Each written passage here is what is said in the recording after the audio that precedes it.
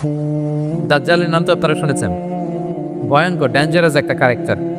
পৃথিবীর শুরু থেকে শেষ পর্যন্ত এর চেয়ে বড় ফিতনা আসেনি, আসবেও না। দাজ্জালের ফিতনা, সে তার এক চোখ থাকবে, আরেক চোখ এরকম বন্ধ থাকবে, এখানে লেখা থাকবে কাফারা। কোনোভাবেই তাকে দমানো যাবে না, হত্যা করা যাবে। আল্লাহ নবী ঈসা আলাইহিস সালাম তাকে হত্যা করবেন।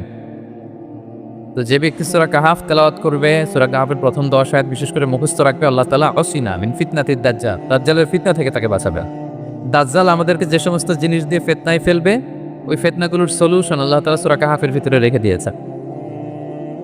দাজ্জাল 4টা জিনিস দিয়ে আমাদেরকে ফিতনায় ফেলবে। That's trial of faith, 1 number.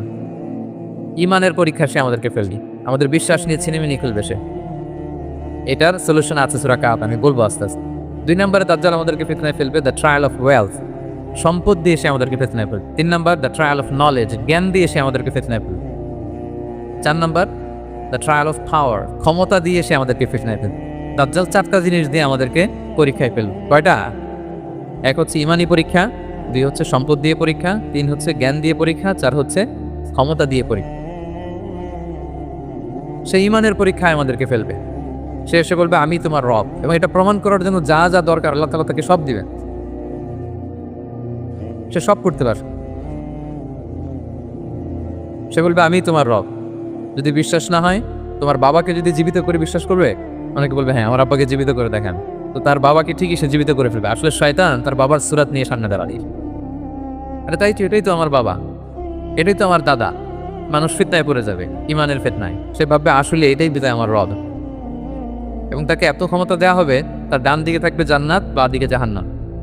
তার কাছে আল্লাহ এটা দিবে, যে তার কথা শুনবে তাকে সে জান্নাতে ঢুকাবে, কিন্তু জান্নাতে ঢুকে সে জাহান্নামের শাস্তি ভোগ করবে। এটা তার বাইরের মানুষ বুঝবে না, অ্যাপারেন্টলি এটা জান্নাত। আর যে তাকে মানবে না, তাকে সে জাহান্নামে ফেলবে, কিন্তু জাহান্নামে ঢুকলেও সে জান্নাতের নাজ নেওয়া ভোগ করবে। তাহলে এই যে ইমানের ফিতনায় সে ফেলে দিবে আমাদেরকে। তো ইমান কি করে বাঁচাবো, এটা সলিউশন আমি শোনাবো এখন। 2 নম্বরে সে আমাদেরকে সম্পদ দিয়ে ফিতনায় ফেলবে। যার যা লাগবে সে তাই দিতে পারবে, যা লাগবে। সে যদি আকাশকে বলে আকাশ বৃষ্টি দাও, যাকে তারা মানবে ওই এলাকায় বৃষ্টি হবে, সুজলা সুফলা শস্য শ্যামলা হবে সে সমস্ত এলাকা, ফল মূলে ভর্তি হবে, বরকত আর বরকত। আর যে এলাকার লোকেরা, জনপদের লোকেরা তাকে মানবে না, সে বলবে ওখানে বৃষ্টি হবে না, হবেও না। ওখানে খরা, দুর্ভিক্ষ, মাটি ফেটে চলছি, মানুষ না খেয়ে মজে, মহামারী, দুর্ভিক্ষ দেখা দিন। তখন বিশ্ববাসী মনে করবে এটাই বোধহয় আমাদের রব। তার মানে সম্পদ দিয়ে ফিতনায় ফেলে দিবে। 3 নম্বর হচ্ছে নলেজ, তার জ্ঞানের কাছে গোটা বিশ্ব হার মানিস। পূর্বের পরের যত জ্ঞান আছে সব আল্লাহ তাকে দিবে। ইলমুল আউয়ালিন ওয়াল আখিরিন, এমন কোনো প্রশ্ন নেই যেটা দিয়ে তাকে আটকানো যায়। যাই জিজ্ঞেস করবেন সব জানতা, সব বলে দেখ। ভবিষ্যৎবাণী বলে দিবে, বলবে আগামীকাল ওইখানে অমুক দেশে বোমা বিস্ফোরণ হবে, হবে ওইরকম। ওখানে দুর্ভিক্ষ হবে, হবে। ভূমিকম্প হবে, হবে। সে যা বলবে তাই হবে। তার জ্ঞানের এই গহর দেখে মানুষ ফিতনায় পড়ে যাবে। 4 নম্বর হচ্ছে দ্য ট্রায়াল অফ পাওয়ার, ক্ষমতা। তার ক্ষমতার সামনে সব কিছু একেবারে ছিন্ন বিচ্ছিন্ন হয়ে যাবে, এত ক্ষমতা হবে তা। সে যেমনটি বলবে তেমনটি করতে হবে। বাতাসের চেয়ে দ্রুত বেগে সে এক দেশ থেকে আরেক দেশে চলে যাবে। তো তার এই সমস্ত অলৌকিক ক্ষমতা দেখে মানুষ ফিতনায় পড়ে যাবে। এবং এই ফিতনা, এই পরীক্ষার মুহূর্তগুলোতে মানুষ কিভাবে নিজেকে ধরে রাখবে, তার সলিউশন আল্লাহ তাআলা সূরা কাহাফে দিয়েছে। এই 4টা ফিতনা থেকে বাঁচার জন্য আল্লাহ সূরা কাহাফে 4টা ঘটনা উল্লেখ করেছে। কয়টা? 1 নাম্বার হচ্ছে আসহাবে কাহাফ, যুবকদের ঘটনা, 7 জন যুবকদের ঘটনা। ঈমান কি করে বাঁচাবেন, সলিউশন ওখানে। সম্পদের ফিতনা থেকে কিভাবে নিজেকে বাঁচাবেন, এজন্য একজন বাগানওয়ালার ঘটনা আল্লাহ শিখাবে। জ্ঞানের ফিতনা থেকে কি করে বাঁচবেন, এজন্য আল্লাহ তাআলা মুসা আলাইহিস সালাম এবং খিজির আলাইহিস সালামের ঘটনা সেখানে উল্লেখ করেছেন। আর ক্ষমতার ফিতনা থেকে কি করে বাঁচবেন এটা বোঝানোর জন্য আল্লাহ তাআলা যুলকারনাইনের ঘটনা উল্লেখ করেছেন। 4টা ফিতনা থেকে বাঁচার জন্য কয়টা ঘটনা? 4টা ঘটনা। আমরা তাহলে একটা একটা করে ঘটনা শুনি, আমরা একটু উদ্ধার করার চেষ্টা করি যে কি কি সলিউশন আল্লাহ তাআলা আমাদের বাতলে দিলেন। 1 নম্বর হচ্ছে আসহাবে কাহাফের ঘটনা। এটা 250 খ্রিস্টাব্দের সময়কালে রোমান সাম্রাজ্যের একজন বাদশা ছিল, নাম দাকিয়ানস, প্রতাপশালী বাদশা, পৌত্তলিক, মূর্তির পূজা কর। ঈসা আলাইহিস সালাম বিদায় নিয়েছেন, 250 বছর হলো। তো সব নবীর ধর্মই কিন্তু ইসলাম, যদি আমরা নাসারা বলি, ইহুদি বলি, সব নবীদের ধর্মই কি? ইসলাম। ইসলাম। তো তিনি ছিলেন পৌত্তলিক, মূর্তির পূজা করত। আর তার এলাকায় কেউ যদি ঈসা আলাইহিস সালামের নাম নিত, আখিরাতে বিশ্বাস করতো, আল্লাহ বিশ্বাস করতো, তাদেরকে তারা পাথর মেরে হত্যা করত। এজন্য ভয়ে কেউ ইসাই ধর্মে ইমান আনতো না, মানে ইসলামে ইমান আনতো না। এই রাজার ভয়ে সবাই মূর্তির পূজা করতে। কিন্তু 7 জন যুবক ছিল, তারা স্রোতে গা ভাসিয়ে দেন, স্রোতের বিপরীতে তারা ইমান নিয়ে দাঁড়িয়েছে। তারা ঈসা আলাইহিস সালামের রেখে যাওয়া সত্য ধর্মের উপর ইমান এনেছে, আখিরাতে তারা বিশ্বাস করত। তো এই 7 জন যুবকের কথা ছড়াতে ছড়াতে রাজা দাখিয়ানুসের কাছে চলে যায়। উনি তো রেগে মেগে আগ্নি ডেকে পাঠালো 7 জন। তাদেরকে জিজ্ঞেস করলো, তোমরা কাকে মানো? বলতেছে এক আল্লাহকে মানি। সাহসী, খুবই সাহসী। বলতেছে তুমি কি জানো তোমরা কার সামনে কথা বলতেছো? আমি কিন্তু তোমাদের মৃত্যুদণ্ড দিতে পারি। তারা বলে দেন, কিন্তু আমরা সব বিসর্জন দিলেও ইমান বিসর্জন দিতে পারবো না। সুবহানাল্লাহ। উনি বললেন, তোমরা যুবক মানুষ, রক্ত গরম, আবেগে কথা বলতেছো, 3 দিন সময় দিলাম, যাও। ঈসার নাম ভুলে যাও, আখেরাত ভুলে যাও, আল্লাহর নাম ভুলে যাও। 3 দিন পরে তোমাদেরকে আবার ইন্টারভিউ নেব। ওই দিন যদি একই কথা বলো, পাথর মেরে 7 জনকে দুনিয়া থেকে উড়িয়ে দিব। তারা চলে গেল। এবার 7 বন্ধু মিলে পরামর্শ করতে লাগলো, কি করতে পারি আমরা, এই গুণেধরা সমাজকে আমরা কিভাবে বাঁচাবো, এই পৌত্তলিকতার ছোবল থেকে এই ইফসিস নগরীকে বাঁচাবো কি করে। নগরীটার নাম ছিল ইফসিস নগরী। বর্তমানে এটা তুরস্কের ইজমির শহরে অবস্থিত। এখনো জায়গাটা প্রত্নতাত্ত্বিকদের ইয়েতে এটা সংরক্ষিত, এখনো টুরিস্টরা যায়। তো তারা বললো, আমরা ইমান বিসর্জন দিব না, যদি আমরা ওদের কথা মেনে নিই আমরা তো মুশরিক হয়ে গেলাম। চলো আমরা এক কাজ করি, আমরা এলাকা ছেড়ে দিই। এই 7 যুবক আল্লাহর উপর ভরসা করে তারা বাড়ি ঘর আত্মীয় স্বজন সব ছেড়ে দিয়ে লোকালয় ছেড়ে দূরে একটা পাহাড়ের ভেতরে আশ্রয় নিল।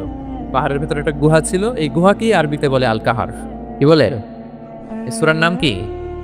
সূরাতুল কাহফ। তো তাদের সাথে সাথে একটা কুকুরও যাচ্ছিল। তারা বারবার তাড়িয়ে দেওয়ার চেষ্টা করতেছিল কুকুরটাকে, যাতে না যায়, কিন্তু কুকুর শুধু কান্না করে এদের সাথে যাওয়ার জন্য ঘেউ ঘেউ করতেছে। এই কুকুরটাকেও সাথে নিয়ে গেছে। ভালো মানুষদের সাথে থাকলে কি হয় দেখেন, এই কুকুরের কথা, যেহেতু 7 জন ইমানদারের সাথে একটা কুকুর ছিল, এই কুকুরের কথা আল্লাহ সূরাতুল কাহফ উল্লেখ করে দিয়েছে। ওয়া কালবুহুম বাসিতুন যিরাআইহি বিল ওয়াসিক। তো তারা ভিতরে গেল, যে প্রচন্ড ক্লান্ত, তারা ঘুমিয়ে পড়ল। কি করলো? এই এক ঘুমে আল্লাহ 309 বছর কাটায় দিলেন। 9 বছর, 9 বছর ঘুম, সব ঘুম, প্রচন্ড ঘুম যেন আর কাটে না। 309 বছর পরে এরা জাগে উঠি। এখন খুব ক্ষুধা, ঘুমে আর মোর ভাঙতেছে। আর একজন জিজ্ঞেস করতেছে, কি লম্বা সময় ঘুম দিলাম বোধহয় আমরা? একজন বলতেছে, হ্যাঁ মনে সারাদিনই ঘুমাইছি আমি। আরেকজন বলতেছে, না না সারাদিন না, দিনের কিছু অংশ হয়তো ঘুমাইছি। আসলে কয় বছর ঘুমাইছে? 309 বছর। এদিকে সভ্যতার তো চেঞ্জ। এখানে ওই দাকিয়ানুস মরে, এর ছেলে মরে, এর নাতি মরে, পুতি মরে, এখন 6 নম্বর রাজা আসছে। প্রজন্মের পর প্রজন্ম তো শেষ। 309 বছরে কমপক্ষে 4-5টা জেনারেশন চেঞ্জ হবে। তো জেনারেশন চেঞ্জ হয়ে, এলাকা চেঞ্জ হয়ে, তারা যে স্বপ্ন দেখেছিল এই ইফসিস নগরীতে কালিমার পতাকা উঠবে, তাদের স্বপ্ন আল্লাহ বাস্তবায়ন করেছে। 309 বছরের ব্যবধানে এই এলাকার সবাই মুসলিম হয়ে গেছে। আল্লাহ চাইছিলেন ওদেরকে দেখাবে এটা, যে স্বপ্নটা যে বাস্তবায়ন হয়েছে এটা দেখাবে। ঘুম থেকে উঠছে, একজনকে তারা বললো যে লুকায় লুকায় চাদর মুড়ি দিয়ে কিছু রুটি নিয়ে আসো বাজার থেকে, যাতে তোমাকে না চিনে। চাদর মুড়ি দিয়ে যাও। কিছু পয়সা ছিল, মুদ্রা দিয়ে দিস। তো সে যে যখন দোকানদারের কাছ থেকে রুটি নিয়েছে আর মুদ্রা দিছে, দোকানদার বলে, এই মুদ্রা করতে গেছে। 309 বছর আগে মালয়েশিয়াতে রিঙ্গিট ছিল কিনা জানি না, যেভাবে ওরা ট্রানজাকশন করতে পারে যেটা ছিল, ওইটা যদি এখন কেউ দেয়, রাজধানী বিলাসে খাবার পাওয়া যাবে? হ্যাঁ। তো রুটিওয়ালা বলে, তুমি বর্তমান সময়ের মুদ্রা দাও, এটা দিচ্ছ কেন? বলতেছে, এটা তো বর্তমান সময়ের মুদ্রা। বলতেছে, এই যে মুদ্রার মধ্যে দেখো কোন সালের সিল দেওয়া, এটা তো শত শত বছর আগের। বলতেছে, কি বলে শত বছর আগে? আমি তো আজকে সকালেই বাজার করলাম, ওই বাজার করে যে টাকাগুলো ছিল ওইটাই তো বলতেছে। বলে কি? নিশ্চয়ই তুমি গুপ্তধনের সন্ধান পেয়েছো, হিডেন ট্রেজার। বলো, মানে তার সাথে এদের কথাবার্তা কিছু মিলতেছে। পরে তাকে ধরে ওই সময়কার রাজার কাছে নিয়ে গেছে। ওই রাজা আবার মুসলিম, সবাই মুসলিম তো ভাই। সে যা বলে এরাও কেউ বিশ্বাস করে না, এরাও যা বলে এও বিশ্বাস করে না। আর এলাকা, এর বাড়িঘর আসবে কোত্থেকে? এর নাতি পুতি যা আছে 5-6 পুরুষ তো মরে সবাই কবরে। তখন তার কথা শুনে সবাই অবাক। তো এটা মিলানোর জন্য তারা 309 বছর আগের দাকিয়ানুস বাদশার সরকারি যে নথিপত্র, পুরাতন ছিঁড়া নথিপত্র তারা বের করলো। বের করে দেখুন ঠিকই দাকিয়ানুস নামে এক বাদশা ছিল, আর অনেক শত শত বছর আগে মোস্ট ওয়ান্টেড 7 জন যুবক ছিল, যাদের ব্যাপারে এক্সিকিউশনের অর্ডার ছিল। এখন দেখে তারা অবাক। লম্বা ঘটনা আমি শর্ট করে বলতেছি। পরে সবাই মিলে তাকে সহ ওই গুহায় গেল। গুহায় যাওয়ার পরে সে বাকিদেরকে ডাকতে গুহার ভেতরে ঢুকলো। আল্লাহ তাআলা 7 জনকে ওইখানে মৃত্যু দিয়ে দিলেন। চিরকালের জন্য এই 7 জন ঘুমায় পড়ল, আর এলাকাবাসী রাজা সহ এখানে তারা একটা মসজিদ নির্মাণ করল। This is the story of আসহাবে কাহাফ। এলাকাবাসী যদিও মুসলিম হয়েছিল, কিন্তু আখিরাতের ব্যাপারে তাদের একটা সন্দেহ ছিল যে আসলে মানুষ মরার পরে কি আবার জীবিত হবে, মৃত্যুবরণ করার পরে আবার মানুষ জীবিত হবে। তাদের মনের মধ্যে একটা সন্দেহ ছিল যে আসলে মারা গেলে মানুষ আবার উঠতে পারে। তাদের এই সন্দেহ দূর করার জন্য আল্লাহ তাআলা এই 7 জনকে 309 বছর ঘুম পাড়িয়ে আবার জীবিত করবে। সুবহানাল্লাহ। 2 নম্বরে তাকে জিজ্ঞেস করবে জুলকারনাইন বাদশা সম্পর্কে কি জানি, সে কিছু জানে কি। 3 নম্বর তাকে জিজ্ঞেস করবে মা হুয়া রূহ, রূহ কি, যে রূহটা দেহে ঢুকলে মানুষ নড়ে চড়ে, প্রাণবন্ত থাকে, অ্যানিমেশন থাকে, এটা বের হয়ে গেলে সে ডেড পড়ু, লাশ হয়ে পড়ে থাকে। What is the origin of রূহ, স্পিরিট? এই 3টা প্রশ্নের উত্তর যদি জানেন তাহলে আসলেই সে সত্য নবী। তারা এসে জিজ্ঞেস করলো মুহাম্মদ বলো আসহাবে কাহাফ কারা, বলো জুলকারনাইন কে, বলো রূহ কি। এই 3টা প্রশ্নের উত্তর যদি করতে পারো তাহলে বুঝবে তুমি সত্য নবী। রাসূল সাল্লাল্লাহু আলাইহি ওয়াসাল্লাম বললেন ঠিক আছে যাও, আগামীকাল উত্তর বলে দিও। তিনি ইনশাআল্লাহ বলতে ভুলে গেলেন।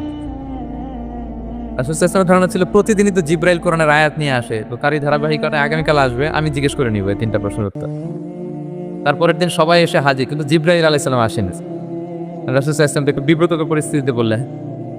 তারা বললো তুমি তো আজকে অ্যাপয়েন্টমেন্ট দিয়েছো, ডেট দিয়েছো, বলো উত্তর বলো। রাসূল সাল্লাল্লাহু আলাইহি ওয়াসাল্লাম বললো আজকে না, আগামীকাল বলে দিও। রাসূল সাল্লাল্লাহু আলাইহি ওয়াসাল্লাম ইনশাআল্লাহ কথাটা আর মনে করতে পারতেছেন না।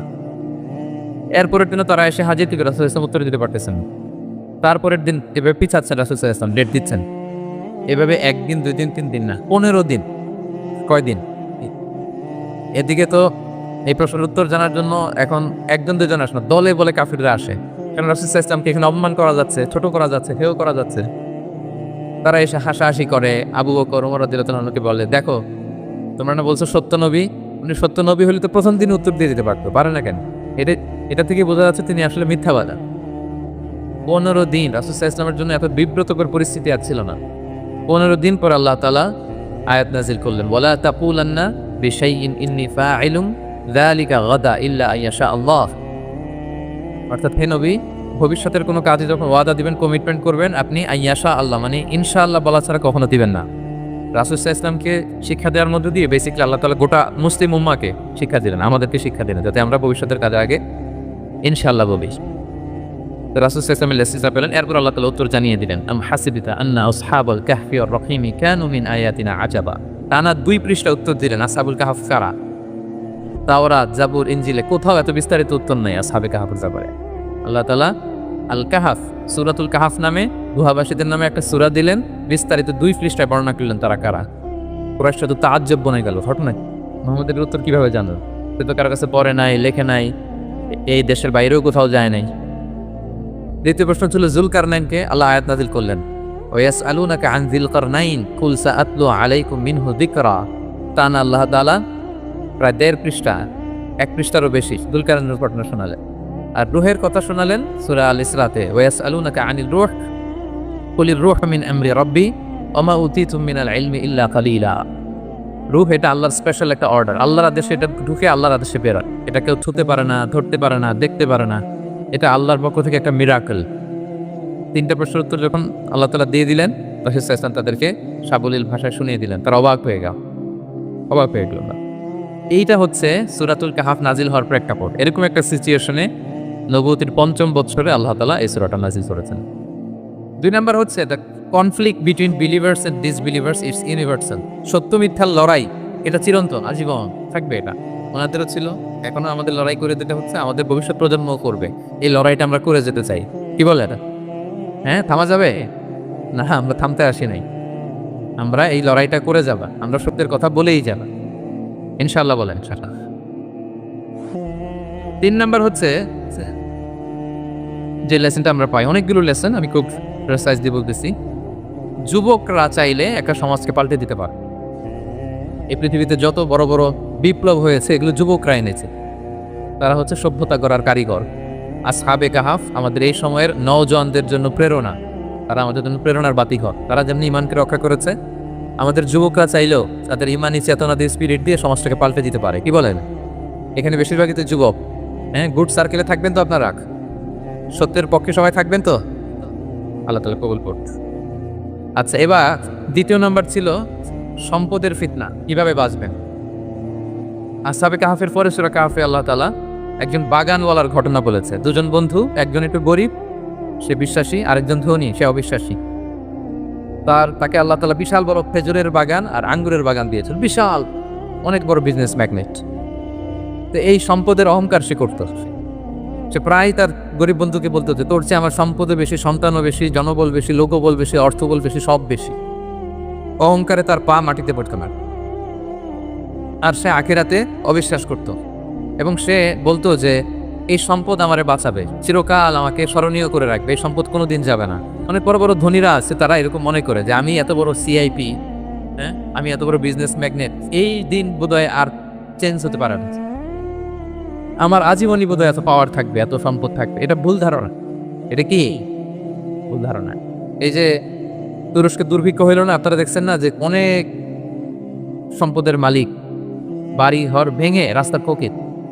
এখন ওই যে রিফিউজিদের জন্য যে খাবার আসছে, ওখানে লাইনে দাঁড়াইছে, কারণ এখন লাইনে না দাঁড়ালে খাবারও তো মিলবে না।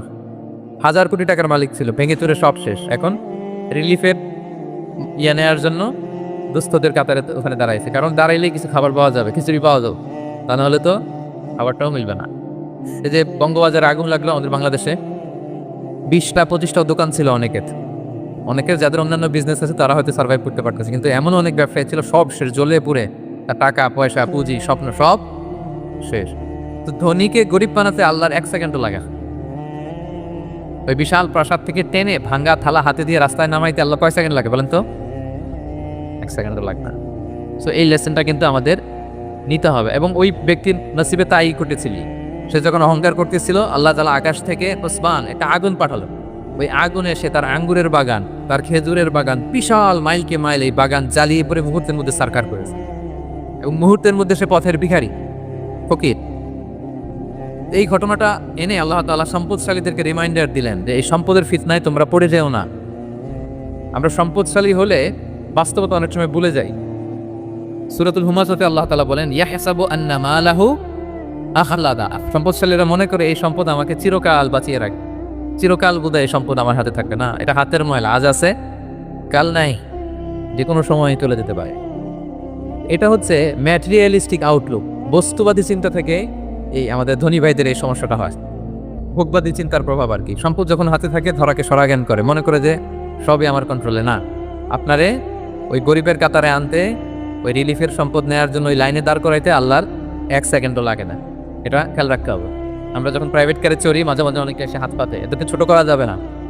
গল্পটা আল্লাহ ভিন্ন করতে আল্লাহর 1 সেকেন্ডও লাগে না। ওইদিকে আমি দাঁড়ায় হাত পাততাম আর উনি প্রাইভেট কারে বসে থাকতো। আল্লাহ চাইলে এরকম করতে পারতেন না? পারতেন।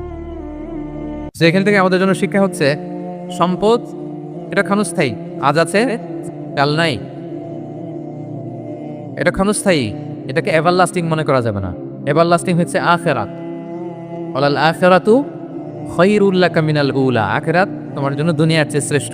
এবং আল্লাহ তাআলা দৃষ্টান্ত একটা দিয়েছেন যে দুনিয়ার জীবনটা হচ্ছে কামা, ওই পানির মতো, যেটা আনজালনাহু মিনাস সামা, আকাশ থেকে নাজিল করেছি। ওই পানি ক্ষেতের মধ্যে পড়ে ফসল, ফুল ফসল হয়েছে। এরপরে যখন ফসল কাটা হয়, ওই ক্ষেত খামার এগুলো তৃণলতা হয়ে যায়, পুশির মতো হয়ে যায়। তখন বাতাসের ঝাপটায় একবার এদিকে যায়, একবার ওদিকে যায়। অনেক লম্বা উপমা, আমি সংক্ষেপে বললাম। তো শেষ আউটপুটটা হচ্ছে এটা, সম্পদ এটা মুহূর্তেই চলে যেতে পারে। সম্পদ উপার্জন জায়েজ আছে, মুসলিমরা সম্পদ উপার্জন করতে পারবে, কোনো অসুবিধা নেই। আপনি যদি ধনী হন এটা ভালো, ফলে আপনি যাকাত দিতে পারবেন, অসহায় দুস্থদের সহায়তা করতে পারবেন, কন্ট্রিবিউট করতে পারবেন। আপনি সম্পদ হাতের মুঠোয় নেবেন, কন্ট্রোল করবেন, কিন্তু এই দিকে স্থান দিবেন না। দ্যাটস ইট, তাহলেই হবে। আমরা সম্পদ কি করতে পারবো? উপার্জন করতে পারবো, কিন্তু হৃদয়ে স্থান দিতে পারবো না। হৃদয়ে স্থান থাকবে আখিরাতের। এই মাইন্ডসেট যদি আপনি গড়ে তোলেন, তাহলে সম্পদের ফিতনা আপনি কখনো পড়বেন না। এই পয়েন্টটা কি ক্লিয়ার? আপনার ক্লিয়ার? 3 নাম্বার ফিতনা ছিল কিসের ফিতনা দেখি কে বলতে পারে? প্রথমটা হচ্ছে বিশ্বাস বা ইমানের ফিতনা, 2 নম্বর হচ্ছে সম্পদের ফিতনা, 3 নম্বর জ্ঞানের ফিতনা। জ্ঞানেরও কিন্তু এলেমেরও একটা গরম আছে। যার এলম আছে তার মধ্যে এই সমস্যাটা কাজ করে। সেটার জন্য আল্লাহ তাআলা মুসা আলাইহিস সালাম, খিজির আলাইহিস সালামের ঘটনা বলেন। আমি খুব সংক্ষেপে বলবো, সময় কম। মুসা আলাইহিস সালাম হচ্ছে বনি ইসরাইলের নবী, আর খিজির আলাইহিস সালাম কেউ বলেছেন নবী, কেউ বলেছেন আল্লাহর ওয়ালি। আসলে আরবিতে ওনার নাম খদির, আমরা বাংলায় বলি খিজির। খদির মানে সবুজ। উনি যে কোনো জায়গায় বসলে ওখানে মরা গাছ, লতা পাতা এগুলো সবুজ হয়ে যেত। অনুর্বর এলাকার উপর দিয়ে হেঁটে গেলে ওটা উর্বর হয়ে যেত। তো মুসা আলাইহিস সালাম একবার ওয়াজ করতেছেন এইভাবে বনি ইসরাইলের সামনে, খুতবা দিচ্ছেন। হঠাৎ এক লোক দাঁড়ায় বলে, ইয়া নবী আল্লাহ, মান আ'লামু ফিল আরদ, বর্তমান পৃথিবীতে সবচেয়ে জ্ঞানী কে? মুসা আলাইহিস সালাম বলেন, ফাকালা আনা, আমি। কি বললেন? আপনি আসলে ভুল কিছু বলেন নাই, কারণ প্রত্যেক জামানার নবীকেই আল্লাহ তাআলা সবচেয়ে বেশি জ্ঞান দিয়ে পাঠান, কারণ তার কাছে ওহীর জ্ঞান আসে, অদৃশ্যের খবর আসে, ইলমুল গায়ব আসে। কিন্তু এই উত্তরটা আল্লাহ তাআলার পছন্দ হয়নি। আল্লাহ তাআলা চাচ্ছিলেন মুসা যদি বলতো আল্লাহ তাআলাই জানে কে জ্ঞান না, বা আল্লাহই সবচেয়ে জ্ঞানী, এরকম হলে ভালো হতো। কিন্তু মুসা আলাইহিস সালাম কি বলছে? আমি। এখন প্রশ্ন করলো সবচেয়ে বড় জ্ঞানী কে? কি বললেন? আমি। এই যে আমি এটাতে ঝামেলা আছে। আমি বড়, আমি জানি, আমি সব, দিস ইজ প্রবলেমেটিক। আল্লাহ এটা পছন্দ করলেন না। আল্লাহ তাআলা মুসা আলাইহিস সালামকে বললেন, মুসা তুমি যে বলছো তুমি জ্ঞানী, না তুমি জ্ঞানী না, তোমার চেয়ে বড় জ্ঞানী আছে। ঈসা আলাইহিস সালাম বলে, তাই নাকি? আমার চেয়ে বড় জ্ঞানী কে? তো আল্লাহ তাআলা বললেন, ইযহাব ইলা মাজমাইল বাহরাইন, দুই সাগর বা দুই নদীর মিলনস্থলে যাও, ওখানে আমার এক বান্দা আছে তোমার চেয়েও জ্ঞানী। মুসা আলাইহিস সালাম বললেন, তাই নাকি? তো আল্লাহ, আমি কিভাবে চিনবো উনি কোথায় থাকে, কিভাবে বুঝবো? আল্লাহ বললেন, একটা বড় মাছ নাও, এটাকে ফ্রাই করো, এটাকে ফ্রাই করে একটা ঝুড়ির ভেতরে নাও, যেখানে এই মাছটা সাগরে ঢুকে যাবে ওখানে আমার বান্দাকে পাবে। তো উনি ওনার সহযোগী ইউশা ইবনে নুনকে নিয়ে হাঁটতে লাগলেন। হাঁটতে হাঁটতে এক জায়গায় ক্লান্ত হয়ে পাথরের পাশে বিশ্রাম নিলেন। ওই পাথর থেকে আবার এক ধরনের পানি বের হয়, এই পানি তারা বলে আবে হায়াতের পানি, মা উ হায়াত, জীবন নদীর পানি। এই পানি কোনো মৃত প্রাণী বা বস্তুর গায়ে লাগলে ওটা জীবিত হয়। তো ওনারা পাথরে হেলান দিয়ে বিশ্রাম নিচ্ছিলেন, ওই পানি ওই ফ্রাই করা মাছের গায়ে লাগার সাথে সাথে মাছ জীবিত হয়ে ঝুড়ি থেকে বের হয়ে সাগরে ডুবে গেছে। ওনারা আর খেয়াল করেননি। এরপর আবার হাঁটতে লাগলেন। হাঁটতে হাঁটতে যখন ক্লান্ত তখন বলে, এই ইউশা, আমাদের ওই মাছ ফ্রাই মাছটা দাও, এখন খাই।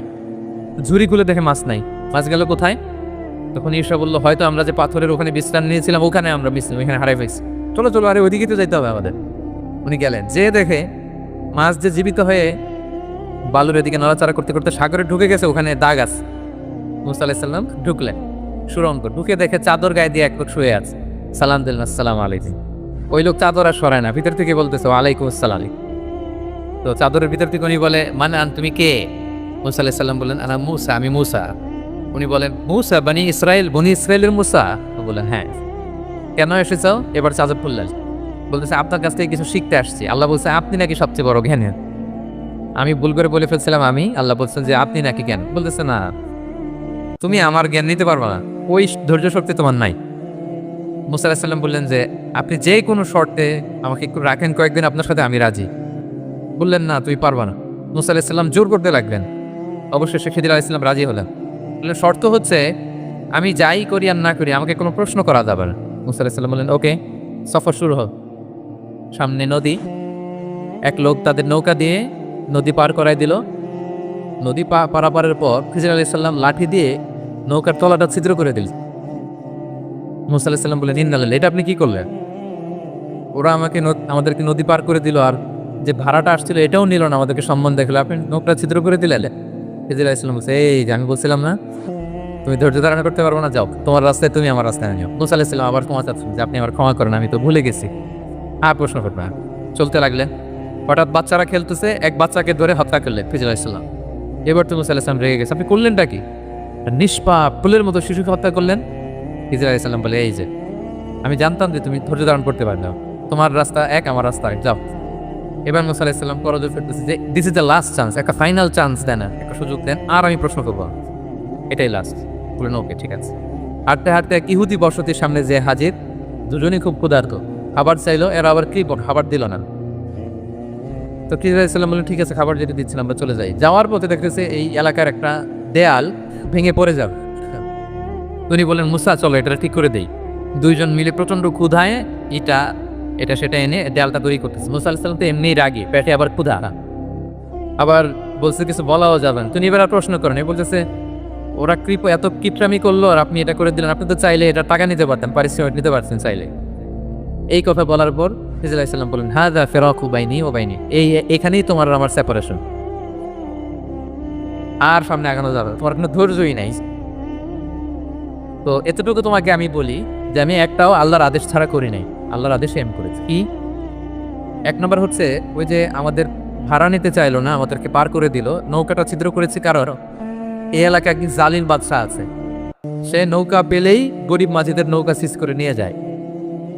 এটাকে যখন তলায় ছিদ্র করে দিছি, এই রাজার লোকেরা এসে দেখবে যে এটা চলাচিত্র পানি ঢুকতেছে, এটা আর নিবে না। ওরা পরে সাম্মা এটা রিপেয়ার করে চালাইতে পারবে। মুসা আলাইহিস সালাম বলে সুবহানাল্লাহ, তাই তো, এটা তো আমি বুঝতে পারি নাই। আর ওই ছোট শিশুটাকে হত্যা করছি, ও অনেক বড় জালিম হবে এলাকা, তার ফিতনায় এলাকাবাসী তটস্থ থাকবে, সে তার মা বাবাকেও জাহান্নামে নেবে। এই জন্য আল্লাহ তাআলা আদেশ দিচ্ছেন আমাকে, আল্লাহর আদেশে আমি তাকে হত্যা করেছি। মুসা আলাইহিস সালাম বললেন তাই তো, এটা তো অনেক ভালো কাজ করছেন তাইলে। তো বলতেছে তাহলে ওইটা বলে, খাবারও দিল না, এত কৃপণ, এদের দেয়াল কেন ঠিক করতে গেলেন আপনি? তখন তিনি বললেন যে আসলে এটা একটা ইয়াতিমদের ঘর ছিল, দুইটা ইয়াতিম শিশু, তাদের বাবা মা খুব ভালো ছিল, আর এই দেয়ালের নিচে আছে গুপ্তধন, এই দেয়ালটা পড়ে যাবে, এই গুপ্তধন তারা ছোট মানুষ নিতে পারবে না, এলাকাবাসী তাদেরকে বঞ্চিত করে নিয়ে যাবে। আমি দেয়াল গড়ে দিলাম যাতে করে তারা যখন প্রাপ্তবয়স্ক হয় নিজেদের সম্পদ নিজেরা বুঝে নিতে পারে। সুবহানাল্লাহ বিহামদিহি। মুসা আলাইহিস সালাম বলে তাই তো, এগুলো তো আমি বুঝতে পারি নাই। তো এই ছিল খুব সংক্ষিপ্ত পরিসরে মুসা আলাইহিস সালাম খিজির আলাইহিস সালামের ঘটনা। তো রাসূল সাল্লাল্লাহু আলাইহি ওয়াসাল্লাম বুখারীতে একটা চমৎকার কথা বলেছেন, তিনি বলেছিলেন ওয়াদিদনা আন্না মুসা সাবার হাত্তা ইয়াকাসা আলাইনা মিন আমরিহিমা। রাসূল সাল্লাল্লাহু আলাইহি ওয়াসাল্লাম বলেছিলেন, ইস, আমার ভাই মুসা যদি আরেকটু ধৈর্য ধরতো তাহলে আরো কিছু অজানা তথ্য আমরা জানতে পারতাম। এইখান থেকে, এই ঘটনা থেকে আমরা কি শিখলাম? প্রথম যেটা আমরা শিখলাম, জ্ঞান নিয়ে বড়াই করতে হয়, ঠিক কিনা? জানার কোনো শেষ নেই, জাননেওয়ালার উপরও জাননেওয়ালা আছে, জ্ঞানীর উপরও জ্ঞানী আছে। আপনি কিছু জেনেই মনে করবেন না আমি সব জানি। আপনার চাইতেও বেশি জ্ঞানী অনেকে আছে, অনেক সময় বক্তার চাইতেও শ্রোতারা অনেক জ্ঞানী। হয়তো এখানে এমন অনেক জ্ঞানী লোক আছে যার ধারে কাছেও আমরা কেউ নেই, হতে পারে। সো আমি সব জানি, এটা ভুল, এটা শয়তান বলে। এটা কে বলে? শয়তান বলে। আবু নাওয়াস একটা কবিতা লিখেছেন, ওয়াকুল্লি মান ইয়াদদাঈ ফিল ইলমি ফালসাফাতান হাবাসতা শাইআন ওয়া গাবাত আনকা আশিয়াউ। কেউ যদি বলে আমি সব জানি, তুমি তাকে বৃদ্ধাঙ্গুলি দেখিয়ে বলো আপনি কিছুই জানেন না, আপনি অল্প কিছু জেনেছেন, জানার এখনো অনেক বাকি। তাহলে মুসা আলাইহিস সালামের এই ঘটনা জিজ্ঞেস করা হলো কে জ্ঞানী, উনি বললেন আমি জ্ঞানী। এরকম কি আমরা কখনো বলবো? না। সবচাইতে বড় জ্ঞানী কে? ওয়া ফাওকা কুল্লি যী ইলমিন আলিম। সবচাইতে বড় জ্ঞানী আল্লাহ তাআলা। সো জ্ঞান নিয়ে আমরা অহংকার করব না। 2 নম্বর যে শিক্ষাটা আমরা পাই, ওই যে নৌকা দিয়ে পারাপার হচ্ছিল, তখন একটা চড়ুই পাখি এসে সাগরের মধ্যে মুখ দিয়েছিল। তো খিজির আলাইহিস সালাম বললেন, মুসা তুমি কি চড়ুই পাখিটা দেখতে পাচ্ছ? হ্যাঁ দেখতে পাচ্ছি। চড়ুই পাখিটা যে সাগরে মুখ দিয়ে দেখতে পাচ্ছ? হ্যাঁ দেখতে পাচ্ছি। তখন খিজির আলাইহিস সালাম বললেন, চড়ুই পাখিটা সাগরে মুখ দিয়ে পানি খাওয়ার পরে চড়ুই পাখির ঠোঁটে বা চঞ্চুতে যতটুকু পানি লেগে আছে, এই পানিটা হচ্ছে তোমার, আমার এবং মহাবিশ্বের আমাদের সকলের জ্ঞান। আর এই মহাসাগরের সকল পানি হচ্ছে আল্লাহ তাআলার জ্ঞান। আল্লাহ তাআলা বলেছেন, ওমা উতীতু মিনাল ইলমি ইল্লা কালিলা। আমি তোমাদেরকে একেবারে অল্প জ্ঞান দিয়েছি, একেবারে অল্প। এই রহস্যে ঘেরা এই মহাবিশ্বের অনেক কিছুই আমাদের অজানা। প্রিয় ভাইরা, আমরা অনেক কিছু জানি না, আমাদের এই লিমিটেড নলেজ এগুলো ধরে না, তারপর আমরা জ্ঞানের বড়াই করি। আপনার উপমাটা বুঝতে পারছেন? একটা নৌকা থেকে চড়ুই পাখির ঠোঁট দিয়ে পানি খাচ্ছে, পানি খাওয়ার পরে স্বভাবতই চড়ুই পাখির ঠোঁটে একটু পানি তো লাগবে। খিজির বললেন যে এই পানিটা হচ্ছে তোমার, আমার, পৃথিবীর সবার জ্ঞান, আর এই সাগরের বাকি পানিগুলো কার জ্ঞান? এবার বুঝতে পারছেন আল্লাহ তাআলার জ্ঞানের পরিধি। আমরা জ্ঞান নিয়ে যেন কখনো কি না করি, বড়াই না। জ্ঞান 2 ধরনের, একটা বাহ্যিক জ্ঞান, একটা অন্তর্নিহিত জ্ঞান। External knowledge, internal knowledge. আমরা যখন কোরআন হাদিস পড়ি আমাদের বাহ্যিক জ্ঞান অর্জন হয় না। কোরআন হাদিস পড়লেই আপনি জ্ঞানী হয়ে জানেন। এটা কোরআন হাদিস পড়তে হয়, এটা ডাইজেস্ট করতে হয়, এটার উপর আমল করতে হয়। এই জ্ঞান অর্জন শেষে এরপরে আল্লাহর প্রিয় বান্দাদেরকে আল্লাহ অন্তরে ইলমের নূর দেন, ইলহাম দেন। That is the knowledge, that is the pure knowledge. আপনি হাফেজে কোরআন হয়ে ভাইবেন আপনি সব জানেন, আপনি বুখারী মুখস্থ করে ভাইবেন না সব জানেন। এই সব জ্ঞান অর্জন করার পরে ইলমের নূর হাসিল হয়, সেটা আল্লাহ সবারে দেন। সো এই অন্তর্নিহিত জ্ঞান, দূরদৃষ্টি, farsightedness, that is the pure knowledge. এটার জন্য বছরের পর বছর, যুগের পর যুগ সাধনা করতে হয়। সেটার জন্য এই জ্ঞান অর্জনের জন্য 3টা জিনিস করতে হয় ইলমের নূর অর্জনের জন্য। কয়টা? 1 হচ্ছে বিনয়, 2 হচ্ছে সফর, 3 হচ্ছে সবর। আবার বলি, 1 হচ্ছে বিনয়, 2 হচ্ছে সফর, 3 হচ্ছে সবর। আল্লাহ তাআলা আল্লাহর নবীকে তাওরাত দেওয়ার পরেও আরো ট্রেনিং সেশন করাইছেন খিজির আলাইহিস সালামের কাছে। যাও, ওনার কাছে গেলে তুমি ছোট হবা, নত হবা। জ্ঞান যদি আমি নিতে চাই আমাকে ছোট হইতে হবে। ধরেন একটা গ্লাস থেকে একটা খালি গ্লাসে পানি ঢালবো, তো যেটাতে নেওয়া হবে এটা উপরে থাকলে হবে? যেই গ্লাসটার মধ্যে পানি আছে এটা উপরে থাকবে, ওইটা ব্ল্যাঙ্ক গ্লাসের মধ্যে পড়বে। আপনি নলেজ ইলম নিতে চাইলে আপনাকে নিচে থাকতে হবে, উনি উপরে থাকবেন। আপনার শায়েখ আপনাকে দিবে, আপনার উস্তাদ আপনাকে দিবে, আপনার মুর্শিদ আপনাকে দিবে। বুঝতে পেরেছেন? তাহলে আমাদেরকে হাম্বলনেস লাগবে। শিখতে হইলে হাম্বল হইতে হয়, বিনয়ী হইতে হয়। আচ্ছা, 2 নম্বর সফর করতে হয়। এটা আল্লাহ মুসা আলাইহিস সালামকে দিয়ে করাইছে, যাও পিছে পিছে উস্তাদের পিছে পিছে ঘুরো। তো এজন্য সফর করতে হয়। এখন ঘরে বসে অনেক কিছু জানা গেল, উস্তাদের সান্নিধ্য লাগে, সফর করতে হয়। আমাদের ক্লাসিক আলেমরা হাদিস কালেকশনের জন্য শহরকে শহর সফর করতেন। এখন আমাদের আলেমরা দেওবন্দে যায়, মিশরে যায়, মদিনায় যায়, এখানকার মালয়েশিয়ান স্টুডেন্টরা দেশে বিদেশে যে নলেজ অর্জন করে। সফর আপনাকে লাগবে। তাহলে বিনয়, সফর, 3 নম্বরে কি সবর, ধৈর্যশীল হইতে হবে। দেন হুসা আলাইহিস সালাম বারবার প্রশ্ন করে ফেলতেছেন, বারবার অদাহঙ্গ করতেছেন, এরকম করলে হবে না, ধৈর্য লাগবে। ধৈর্যের বলে বলিয়ান হলে তখনই আপনার মধ্যে ইলম আসবে। তাহলে জ্ঞানের ফিতনায় পড়ার আমাদের কোনো সম্ভাবনা আছে? আমরা বিনয়ী হব, আমরা জ্ঞান আল্লাহর দিকে ফিরাই দেবো, আমরা বলবো উনি সবচেয়ে ভালো জানেন। পাওয়া যাবে তো ইনশাআল্লাহ? আচ্ছা, আমি একেবারে শেষ পর্যায়ে চলে আসছি, 2 মিনিটের মধ্যে শেষ করে দিচ্ছি। 3 নম্বর ছিল কিসের ফিতনা? 4 নম্বর ক্ষমতার ফিতনা। এই ফিতনা থেকে বাঁচার জন্য সর্বশেষ আল্লাহ তাআলা যুলকারনাইনের ঘটনা বলেছেন। অনেক বড় বাদশা ছিলেন, পৃথিবীতে 4 জন বাদশা গোটা বিশ্ব শাসন করেছেন, 2 জন কাফির, 2 জন মুমিন। কাফির একজন হচ্ছে নমরুদ, যিনি ইব্রাহিম আলাইহিস সালামকে আগুনে ফেলেছিলেন। আরেকজন হচ্ছে বখতেনাসার, যাকে ইংরেজিতে বলে নেবুচারনেজার দ্য সেকেন্ড, দ্বিতীয় নেবুচারনেজার। তারা কোনো নির্দিষ্ট এরিয়ার বাউন্ডারির বাদশা না, গোটা বিশ্বের বাদশা ছিলেন। এই 2 জন কাফের। আর 2 জন বাদশা ছিলেন গোটা বিশ্বকে শাসন করেছেন, তারা ছিলেন মুমিন। একজন হচ্ছে সুলাইমান আলাইহিস সালাম, আল্লাহর নবী। আরেকজন হচ্ছে যুলকারনাইন, গোটা বিশ্ব শাসন করেছেন, প্রাচ্য থেকে পাশ্চাত্য সব জায়গায় তিনি গিয়েছেন, ইসলামের বাণী প্রচার করেছেন, জালিমদেরকে শায়েস্তা করেছেন। তো এরকম দিক বিদিক তিনি জয় করতেছিলেন। অনেকে যুলকারনাইনকে আলেকজান্ডার দ্য গ্রেটের সাথে গুলিয়ে ফেলে না। ম্যাসিডোনিয়াতে যে আলেকজান্ডার দ্য গ্রেট ছিল, উনি আর যুলকারনাইন এক নন। যুলকারনাইন হচ্ছে আল্লাহ তাআলার প্রিয় একজন বান্দা, অনেক বড় সাহসী বীর পুরুষ ছিলেন, গোটা বিশ্বে ইসলাম প্রচার করেছেন। করতে করতে করতে করতে অনেক বড় ঘটনা, আমি সব শেষের ঘটনাটা বলি। উনি জর্জিয়া, বর্তমান যে জর্জিয়ার তিবলিসি এরিয়া, এখানে এসে একটা এলাকার সন্ধান পেলেন, যারা ওনাকে এসে বলল যে এখানে একটা জঙ্গলি গ্রুপ আছে যাদের নাম ইয়াজুজ মাজুজ, তারা এসে আমাদের উপর হামলা করে। হে যুলকারনাইন, আমরা আপনাকে ট্যাক্স কালেক্ট করে দিচ্ছি, আপনি তাদের মাঝে আর আমাদের মাঝে একটা প্রাচীর তৈরি করে দেন। আপনারা ইয়াজুজ মাজুজের নাম শুনেছেন না? ইংরেজিতে বলে গগ ম্যাগগ। নূহ আলাইহিস সালামের 4 সন্তান ছিল, হাম, সাম, ইয়াফাস, কানাআন। এই ইয়াফাসের বংশধর হচ্ছে ইয়াজুজ মাজুজ, জঙ্গলি, হাজার হাজার শুধু বংশ বিস্তার করে। তারা এসে লোকালয়ে মানুষের উপর আক্রমণ করে, তাদের গবাদি পশু এগুলো ছিনিয়ে নেয়, ফল খেয়ে ফেলে।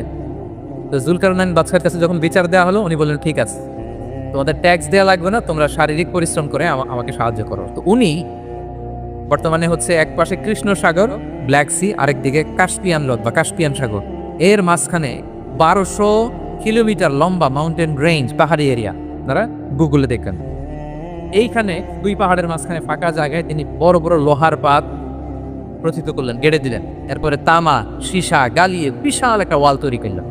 এটা যুলকারনাইন ওনার বানানো ওয়াল বা ড্যাম, প্রাচীর। এখন আর ইয়াজুজ মাজুজ আসতে পারে, ওরা আর আসতে পারে না। ওরা প্রতিদিন এটা ভাঙার চেষ্টা করে, কিন্তু ভাঙতে ভাঙতে আরেকটু ভাঙলেই ভেঙে যাবে। ওরা বলে আগামীকাল ভেঙে ফেলবো, ইনশাল্লাহ বলতে বলে যায়। এজন্য এরপরের দিন এসে দেখে আবার এটা আগের মতো হয়ে আসে।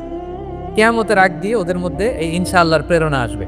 তাদের একজন বলে উঠবে, আগামীকাল ইনশাআল্লাহ আমরা এটা ভেঙে খান করে দেব, ঠিকই ভেঙে ফেলবি।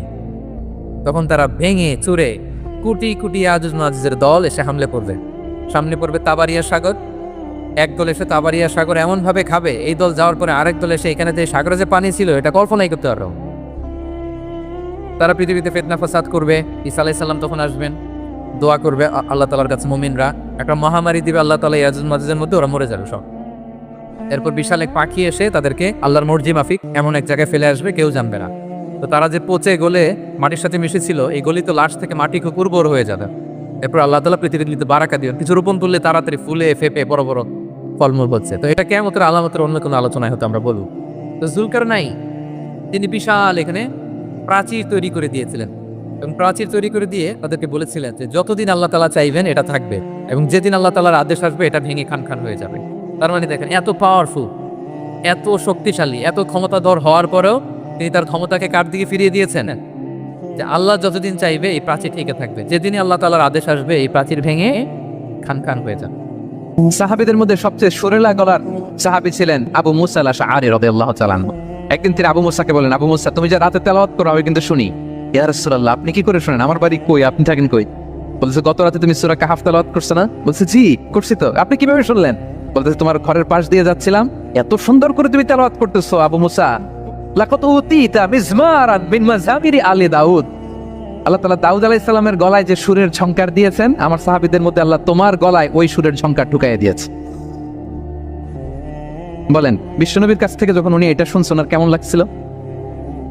হ্যাঁ, how does he feel that time? মানে ফিলিংসটা কেমন লাগছে? হ্যাঁ, আমাদেরকে তো একজন বড় কেউ প্রশংসা করলে আমরা কত খুশি হয়ে যাই। বিশ্বনবী স্বয়ং প্রশংসা করেছেন, সুবহানাল্লাহ। দেখেন প্রিয় ভাইরা, বিষ্ণু ইসলাম শুধু মুমিনদেরকে, মুসলিমদেরকে যদি এটা করতেন তাহলে একটা কথা ছিল। আমরা তো আমার দলের বাইরে কেউ ভালো কিছু করলে বলি না। বিষ্ণু ইসলাম ইহুদির প্রশংসা করেছেন। আপনি আছেন কই মিয়া? ইহুদি উহুদের যুদ্ধে বিষ্ণু ইসলামের সাথে মদিনার যে ইহুদিরা, তাদের কন্ট্রাক্ট ছিল মদিনা কেউ অ্যাটাক করলে সবাই মিলে মদিনাকে রক্ষা করবে। কিন্তু কুরাইশরা আক্রমণ করলো, এখন আর কেউ বেরোয় না। বনু কাইনুকা, বনু নাদির, বনু কুরাইজা কেউ আর যায় না, কেউ যায় না। বিশ্বনবী কি করবেন? নিজেই বেরোলেন সাহাবাদেরকে নিয়ে। মাঝপথে আবার মুনাফিকরা ফিরে গেল, কোনো ইহুদি যায় নাই, কথা রাখে নাই, একজন ইহুদি ছাড়া। তার নাম মুখাইরিক। তার নাম কি? মুখাইরিক। অন্য ইহুদিদেরকে বলতেছে, এই ইহুদিরা, তোমরা না মুহাম্মাদের সাথে চুক্তি করেছো মদিনায় অ্যাটাক হলে সবাই মদিনাকে সেভ করবা, তোমরা যাও আর না যাও, আমি যাবো, আমি আমার কথা রাখবো, আমার কথার দাম আছে। এবং সে বললো, আমি যদি এই যুদ্ধে নিহত হই আমার সম্পদের মালিক হয়ে যাবে মুহাম্মদ, আমার কোনো ছেলে মেয়ে পাবে না। মুখাইরিক বীর দর্পে খোরা হাঁকিয়ে ওহুদের ময়দানে যুদ্ধে গেল মুহাম্মদ সাল্লাল্লাহু আলাইহি ওয়াসাল্লামের পক্ষে, কুরাইশদের বিপক্ষে। বীর দর্পে যুদ্ধ করতে করতে সে নিহত হলো। যুদ্ধ শেষে শহীদ সাহাবাদের লাশ যখন বিষ্ণু ইসলামের সাথে আনা হলো, কাছে আনা হলো, মুখাইরিকের লাশও আনা হলো। মুখাইরিক তো মুমিন ছিল না, কি ছিল? সাহাবারা বলে, রাসূলুল্লাহ, মুখাইরিক আপনার পক্ষে লড়াই করে নিহত হয়েছে। বিষ্ণু ইসলাম অনেকক্ষণ মুখাইরিকের দিকে তাকিয়ে রইলেন আর বললেন, মুখাইরিক সাইরু ইয়াহুদ, মুখাইরিক is the best of the Jewish. ইহুদিদের মধ্যে সর্বশ্রেষ্ঠ জুইশ হচ্ছে মুখাইরিক। পড়েন আল্লাহু আকবার। Appreciation, giving credit to others. মুখাইরিক হচ্ছে the best of the Jewish. জুইশদের মধ্যে সবচেয়ে শ্রেষ্ঠ মানুষ হচ্ছে মুখাইরিক। সে কথা রেখেছে।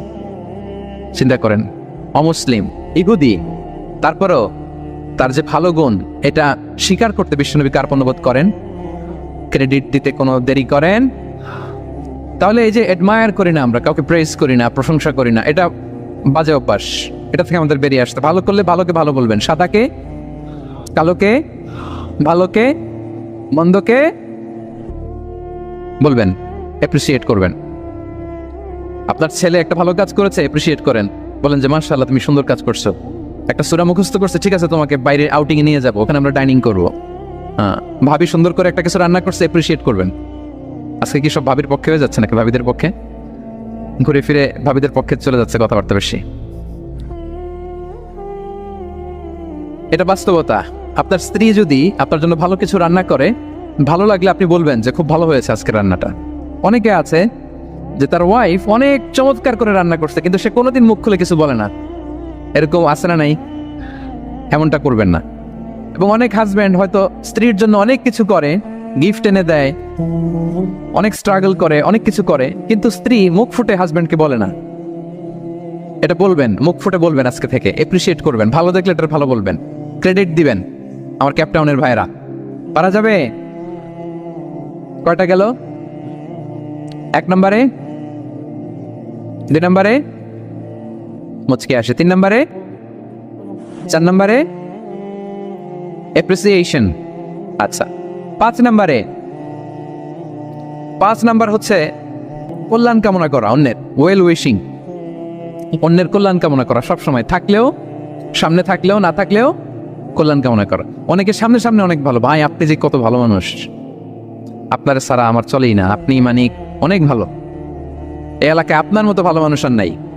মানে সামনে আপনি অনেক ভালো, আপনি দাতা, আপনি সমাজসেবক, আপনি শ্রেষ্ঠ মানুষ, কিন্তু দূরে চলে গেলে আর নাই, তার বদনাম, তার ব্যাপারে অন্যদের কান ভারী করে, আরে উনি তো এমন একটা লোক, বুঝছেন, কি আর বলবো, বইলে আর লাভ নাই, পারি না ভাই, ওনার সাথে আর পারা যায় না। এরকম আছে না নাই? তার মানে সামনে সামনে খুব আপনি ভালো ভালো বললেন, কিন্তু সে যখন অনুপস্থিত তখন না। এটা তো শুভকামনা হয় না, এটা হয়েছে মুমিনদের শুভকামনা, উপস্থিত অবস্থাতেও অনুপস্থিত অবস্থাতেও। আলহামদুলিল্লাহ বলেন। এজন্য বিষ্ণু বলেন, দ্বীন ও আন-নাসিহা, দিন হচ্ছে আন-নাসিহা মানে কল্যাণকামিতা। দিন মানে কল্যাণকামিতা, সবার জন্য আপনি গুড উইশ করবেন, কল্যাণ কামনা করবেন, ওয়েল উইশিং করবেন, শুভকামনা জানাবেন, সামনে থাকলেও দূরে থাকলেও। বিষ্ণু ইসলাম বলেন লিল মুমিনি আলাল মুমিনি সিত্তু খিসাল, এক মুমিনের উপর আরেক মুমিনের 6টা দায়িত্ব। এর মধ্যে একটা হচ্ছে ওয়ায়ানসাহু লাহু ইযা গাবা আও শাহিদা, সে তার শুভকামনা করবে, উপস্থিত থাকলেও করবে, অনুপস্থিত থাকলেও করবে। আচ্ছা, আমরা যদি একটু খুঁজে দেখি যে কোরআন ছাড়া আমরা কি বুঝতে পারতাম না, আমরা যদি একটু প্রশ্ন করি, কোরআন ছাড়া যেটা আমরা বুঝতে পারতাম না সেটা হচ্ছে ওয়াননেস অফ গড, স্রষ্টা যে একজন, এটা আমরা বুঝতে পারতাম না, ক্লিয়ারলি বুঝতে পারতাম না। কেউ হয়তো ভাবতাম 2 জন 3 জন। আর যারা বুঝতে পারতো যে না, এই মহাবিশ্বের একজন নিয়ন্ত্রক থাকতে হবে, একজন কন্ট্রোলার থাকতে হবে, তারাও ওই গডের ফিচার কি, পরিচয় কি, ইন ডিটেইল তারা বুঝতে পারতো না। দেখেন, এত রেভলিউশন, এত আসমানি কিতাব আসার পরও এখনো অনেক মানুষ সূর্যের পূজা করে, চন্দ্রের পূজা করে, আগুনের পূজা করে না? কথা বলেন, করে না? করে। সূর্যকে পূজা করার অনেক রিজন ছিল।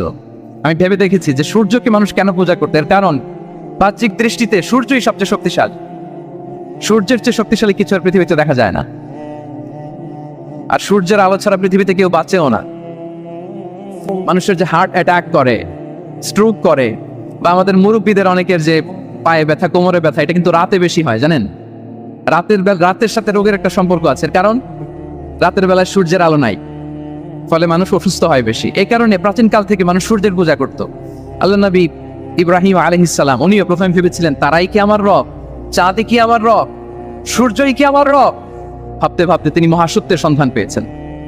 তো এটা আমরা উদ্ধার করতে পারতাম না যে আসলে আমাদের স্রষ্টাকে।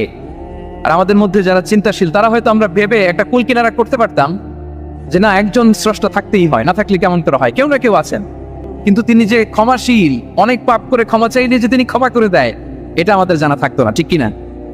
তিনি যে মহাজ্ঞানী, মনে মনেও যেটা ভাবি এটা উনি ধরে ফেলেন, এটা আমরা বুঝতাম না। 99টা সুন্দর সুন্দর নাম দিয়ে আল্লাহ তাআলা তার পরিচয় দিয়েছেন, এত ডিটেইল, এত নিখুঁত, এত জোরালো ভাবে। ওয়াননেস অফ গডের যে কনসেপ্ট, এটা রেভেলেশন না আসলে, কোরআনিক গাইডেন্স না আসলে আমরা বুঝতে পারতাম না। আর আমরা কি বুঝতে পারতাম না? আমাদের এই পৃথিবীতে আসার কারণ কি, আমাদের পারপাস অফ লাইফ কি, এটা আমরা উদ্ধার করতে পারতাম না। ভবগুরুর মতো ঘুরে বেড়াতাম, খেতাম, কাজ করতাম, পৃথিবী আবাদ করতাম, ডেভেলপমেন্ট হতো, উন্নতি হতো, কিন্তু আসলে পারপাস অফ লাইফ কি, এটা আমরা উদ্ধার করতে পারতাম না। কোরআন এটা আমাদেরকে ক্লিয়ার করেছে, ওমা খালাকাতুল জিন্না ওয়াল ইনসা ইল্লা লিয়াবুদুন। আমাদের পারপাস অফ লাইফ হচ্ছে slavery. We all are the slave of আল্লাহ। দাসত্বের জন্য আমরা তৈরি হয়েছি। আর most interestingly, life after death, এটার ব্যাপারে আমাদের ক্লিয়ার কাট কোনো ধারণা থাকতো না। এই যে আমরা এখন বাই সিকোয়েন্স জানি যে আমরা মারা যাব, এরপরে কবরের আযাব, এরপরে আল্লাহর সুপ্রিম কোর্টের কাঠ করায় আমাদেরকে দাঁড়াতে হবে, এরপরে হয় জান্নাত নয় জাহান্নাম, এবং সেটা আজীবন চিরকালের জন্য। In detail life after death সম্পর্কে আমাদের নিজেরা চিন্তা, গবেষণা, রিসার্চ করে কি এটা জানা সম্ভব ছিল? বলেন, কথা বলেন, কথা বলেন, জানা সম্ভব ছিল না। কোরআন মৃত্যুর পরের জীবনকে নিশ্চিত করেছেন, এবং এই যে লাইফ আফটার ডেথ, মৃত্যুর পরের জীবন আসলে আমাদেরকে হোপফুল করে, আশাবাদী করে। কারণ আমরা বিশ্বাস করি আমাদের হারানোর কিছু নাই। আমরা যদি কাউকে হারাই, সাময়িক কষ্ট পাই, কিন্তু আমরা জানি আমাদের আবার দেখা হবে। এই যে আমরা কিছুদিন আগে আমাদের প্রিয় আল্লামাকে হারিয়েছি, ঠিক কিনা? কিন্তু আমরা এই ভেবে বুকে আশা পেতে রাখি যে আমরা এই দুনিয়াতে তাকে মিস করেছি, কিয়ামতের ময়দানে আল্লাহর জান্নাতে এই কোরআনের বুলবুলির কণ্ঠে আমরা আবার কোরআন শুনতে পাবো। সাময়িক বিচ্ছেদের কিছু তো নাই। আমার আব্বাকে হারিয়েছি, আম্মাকে হারিয়েছি, বন্ধুকে হারিয়েছি, টিচারকে হারিয়েছি, আমি পাবো, তাদেরকে পাবো, হারাচ্ছি না আমি। বিচ্ছেদ সাময়িক, এবং আখিরাত আসলে থাকতেই হবে। অন্যান্য অনেক ধর্ম আখিরাতের ব্যাপারে বলে, কিন্তু ইসলামের মতো এত ইন ডিটেইল নিখুঁত ভাবে বলতে পারে। পুনর্জন্মবাদের কথা আপনারা শুনেছেন, ভালো করলে ভালো হয়ে আবার আরেক জন্মে আসবো, খারাপ করলে কুকুর হয়ে জন্মাবো, হ্যাঁ, বিড়াল হয়ে জন্মাবো, এরকম কথা অনেক ধর্ম বলে। কিন্তু ইসলাম এত সুন্দরভাবে দ্য কনসেপ্ট অফ আখিরা আমাদের সামনে হাজির করেছে। আল্লাহু আকবার। এটা হিউম্যান ব্রেইন দিয়ে ওই ব্যাপারে আমাদের কোনো কিছুই জানার সুযোগ ছিল যদি আল্লাহ তাআলা কোরআনিক গাইডেন্স না পাঠাতেন। এবং আখিরাত আসলে থাকতেই হবে। ইফ দেয়ার ইজ নো আখিরা, then this worldly life could be a joke. আখিরা না থাকলে তো এটা একটা joke, it's a fun, it's a rubbish thing. আখিরাত থাকতেই হবে, কারণ অনেক কিছু পৃথিবীতে সেটেল হয়নি, সেটেল হয় না। আপনাকে মেরেছে, কাউকে হত্যা করেছে, কাউকে গুম করেছে, পৃথিবীর কেউ জানে নাই, তো এটা সেটেলমেন্ট হওয়া লাগবে না? কথা বলেন না কেন? There are plenty of issues are abandoned, unsettled. অনেক ইস্যু আছে, সেটেল হয় নাই, এগুলো সেটেল হবে। পড়ায় গন্ডায় হিসেব চাওয়া হবে, যত ঋণ সেদিন আদায় করা হবে। চিল্লায় বলেন ঠিক কিনা? এজন্য আখিরাত লাগবে। এবং আখিরাত যদি না থাকে, এই পৃথিবীতে আমরা কোনো বিচার কার্যক্রম পরিচালনা করলেও ওইটা ইনসাফপূর্ণ হওয়া সম্ভব না। কোনো বিচার ইনসাফপূর্ণ হতে পারে না। এরপর রাসূল সাল্লাল্লাহু আলাইহি ওয়াসাল্লাম মক্কা থেকে মদিনায় গেলেন, সেখানেও নাজিল হতে লাগলো। এই কোরআন কখনো নাজিল হয়েছে ঘরের ভেতরে, কোরআন কখনো নাজিল হয়েছে বাজারে, কোরআন কখনো নাজিল হয়েছে সফরে, এই কোরআন কখনো নাজিল হয়েছে যুদ্ধের ময়দানে, এই কোরআন কখনো নাজিল হয়েছে আল্লাহর আরশে। তার মানে রাসূল যেখানে, কোরআনও সেখানে। কতটা ইন্টারেক্টিভ কিতাব! রাসূল সাল্লাল্লাহু আলাইহি ওয়াসাল্লাম তার জীবনে, তার পরিবারে, তার সমাজে, রাষ্ট্র পরিচালনায় যেখানেই তিনি সংকটের মুখোমুখি হয়েছেন, ঠিক তখনই সমাধান নিয়ে হাজির হয়েছে কোরআন। এজন্য এটা হচ্ছে the most interactive and relevant book to human being, সবচাইতে প্রাসঙ্গিক, জীবন ঘনিষ্ঠ একটা কিতাব। এবং এই কোরআনকে আল্লাহ তাআলা লাইট বলেছেন, আলো। ওয়ানজালনা ইলাইকুম নূরাম মুবিনা, নবী হে, আপনার কাছে আমি লাইট পাঠিয়েছি। কোরআন এটা আলো, কারণ পথ দেখাতে হলে তো লাইট লাগবে। যেটা আপনাকে পথ দেখাবে, তার মধ্যে যদি আলো না থাকে, সে পথ দেখাতে পারবে নাকি? পারবে না। তো কোরআনকে আল্লাহ তাআলা লাইট বলেছেন। এবং কোরআন শুধু নিজেই লাইট নয়, শুধু নিজেই আলো নয়, সে আলোর দিকে নিয়ে যায়। আল্লাহু আকবার। আলিফ লাম রা, কিতাবুন আনজালনাহু ইলাইকা লিতুখরিজান নাসা মিনাল যুলুমাতি ইলান নূর।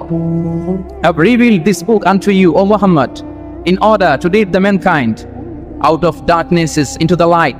অনেকগুলো অন্ধকার থেকে একটি আলোর দিকে, মহাসত্যের দিকে নিয়ে যাওয়ার জন্য আমি কোরআন পাঠিয়েছি। সুবহানাল্লাহি বিহামদিহি। এবং একটু খেয়াল করে যদি আমরা দেখি যে একটি পুরো জাতি, একটি পুরো গোষ্ঠীর জীবনধারা পাল্টে দিয়েছিল কোরআন, যাদের লেখাপড়া জানা ছিল না, অক্ষর জ্ঞানহীন একটা জাতি, একটা ভূখণ্ডের জীবনধারা পাল্টে দিয়েছে এই কোরআন। কোরআন যেমনি আলো, তার পাশাপাশি কোরআন হচ্ছে ক্রাইটেরিয়ান। কোরআন সত্য এবং মিথ্যার মধ্যে পার্থক্য তৈরি করে দেয়। আপনি কোরআনের লেন্স দিয়ে যদি বিশ্বকে পরখ করতে চান, কোরআনের লেন্স দিয়ে যদি পৃথিবীকে আপনি পরখ করেন, তাহলে দেখবেন যে কোনটা সত্য কোনটা মিথ্যা আপনার সাথে, আপনার কাছে এটা সুস্পষ্ট হয়ে যাচ্ছে, ঠিক কিনা? আল্লাহ তাআলা বলছেন, তাবারাকাল্লাযী নাযালাল ফুরকানা আলা আবদিহি লিয়াকুনা লিল আলামিনা নাযীরা।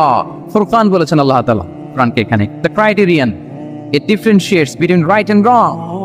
কোরআন পড়লে আপনি বুঝতে পারবেন কোনটা সত্য কোনটা মিথ্যা। এবং সবচাইতে মজার ব্যাপার হচ্ছে, কোরআন হচ্ছে একটা টাইমলেস মিরাকেল। টাইমলেস মিরাকেল, চিরন্তন মুজিজা। এটার কোনো লয় নাই, ক্ষয় নাই। আল্লাহ তাআলার যেমনি লয় নাই, ক্ষয় নাই, কোরআনেরও লয় নাই, ক্ষয় নাই। কারণ কোরআন কিন্তু আল্লাহর ক্রিয়েশন নয়, আল্লাহর সৃষ্টি নয়, এটা কিন্তু আল্লাহর সিফা। আপনারা জানেন তো এটা, কোরআন কিন্তু আল্লাহর সিফা। আল্লাহরও ক্ষয় নাই, কোরআনেরও ক্ষয় নাই। এবং অন্যান্য নবীদেরকে যে কিতাব দেওয়া হয়েছে, সেটা তাদের হেদায়েতের জন্য, আর সেই কিতাবকে তারা পরিবর্তন করে ফেলেছে। সেই কিতাবগুলোর আদি এবং আসল রূপ কিন্তু অবশিষ্ট নেই। কিন্তু কোরআন শুধু হেদায়েতই নয়, গাইডেন্সই নয়। কোরআন যেমনি হেদায়েত, পাশাপাশি কোরআন হচ্ছে মুজিজা।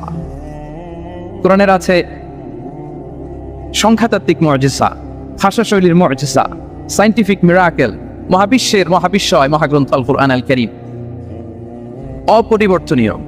Up until the day of judgment, কিয়ামত পর্যন্ত এটা অপরিবর্তনীয় থাকবে। এই মুজিজা কিয়ামত পর্যন্ত থাকবে। পৃথিবীতে যত নবীকে আল্লাহ তাআলা মুজিজা দিয়েছেন, নবীদেরও বিদায় হয়েছে, মুজিজারও বিদায় হয়েছে। নবীরা চলে গিয়েছেন, সাথে সাথে মুজিজাও চলে গিয়েছে। আল্লাহ নবী দাউদ আলাইহিস সালামকে আল্লাহ মুজিজা দিয়েছিলেন। তিনি লোহা ধরলে লোহা গলে নরম হয়ে যেত, উনি এটা দিয়ে আর্মর বানাতেন, যুদ্ধাস্ত্র বানাতেন। ওয়া আলান্না লাহুল হাদীদ। কিন্তু দাউদ আলাইহিস সালামের ইন্তেকালের পরে কেউ আর এটা রিপিটেশন করে দেখাতে পারেনি, এমনটা হয়নি আর তার উম্মতের মধ্যে। আল্লাহ নবী মূসা আলাইহিস সালামকে আল্লাহ তাআলা মুজিজা দিয়েছিলেন। তিনি লাঠি জমিনে রাখলে সেটা সাপ হয়ে যেত। ফালকাহা ফাইদা হিয়া হাইয়াতুন তাসআ, মুভিং স্নেক হয়ে যেত। কিন্তু মূসা আলাইহিস সালামের ইন্তেকালের পরে কেউ আর ওই লাঠি দিয়ে মুভিং স্নেক বানাতে পারেনি। বনি ইসরাইলের কাছে কিন্তু ওই লাঠিটা ছিল, আপনারা জানেন। বনি ইসরায়েলের কাছে একটা তাবুত ছিল, উডেন বক্স, ওটার মধ্যে বাকিয়াতুম মিম্মা তারাকা আলু মুসা ওয়া আলু হারুন, মুসা আলাইহিস সালামের ব্যবহৃত পাগড়ি, জুব্বা আর ওই লাঠি, হারুন আলাইহিস সালামের পাগড়ি, জুব্বা এগুলি ছিল। তার মানে মুসা আলাইহিস সালামের ইন্তেকালের পরে যে লাঠি দিয়ে মুসা আলাইহিস সালাম সাপ বানাতেন ওই লাঠি ছিল, কিন্তু সেই লাঠি দিয়ে আর কেউ কোনোদিন সাপ বানিয়ে দেখাতে পারে নি। আল্লাহ নবী ঈসা আলাইহিস সালামকে আল্লাহ তাআলা আরো মাইন্ড ব্লোয়িং মুআজিজা দিয়েছিলেন, ওয়া উবরিউল আকমাহা ওয়াল আবরাসা ওয়া উহিল মাউতা বিইذনিল্লাহ। শ্বেত রোগী থবল রোগীর গায়ে হাত বুলিয়ে দিলে রোগ ভালো হয়ে যেত। অন্ধ ব্যক্তির চোখে টাচ করে দিলে সে দৃষ্টিশক্তি ফিরবে। তো মৃত ব্যক্তিকে আল্লাহ নবী ঈসা আলাইহিস সালাম কুম বিইذনিল্লাহ বলার সাথে সাথে মৃত ব্যক্তি জীবিত হয়ে যেত। কিন্তু এই নবী আলাইহিস সালামদের বিদায় যখন ঘটেছে, সাথে সাথে তাদের মুআজিজারও বিদায় হয়েছে।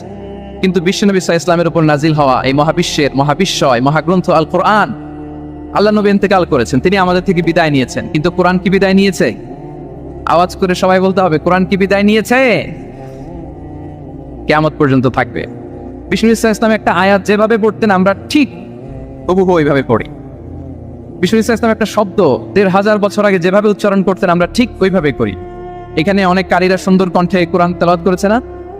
বিষ্ণু ইসলাম যেমনটা করেছেন তারাও ঠিক তেমনটা করেছে। বিষ্ণুনবী যে অক্ষরের উপর জবর দিয়ে পড়েছেন আমরা জবর দিয়ে পড়ি, জেড দিয়ে পড়েছেন জেড দিয়ে পড়ি।